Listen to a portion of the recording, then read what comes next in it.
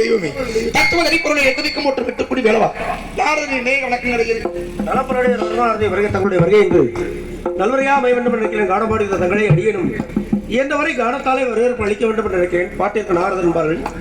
அப்படிப்பட்ட உங்களை அடியேன் படாலால் வரவேற்க வேண்டும் என்று நினைக்கிறேன். என்ன காரியம் தெரியுமா? என்ன காரணம் தெரியுமா? என்ன தாங்களும் பாடல் பாடியிருந்தீர்கள். ஆகவே அடியேன் படாலாலே வரவேற்பு அளிக்கும்.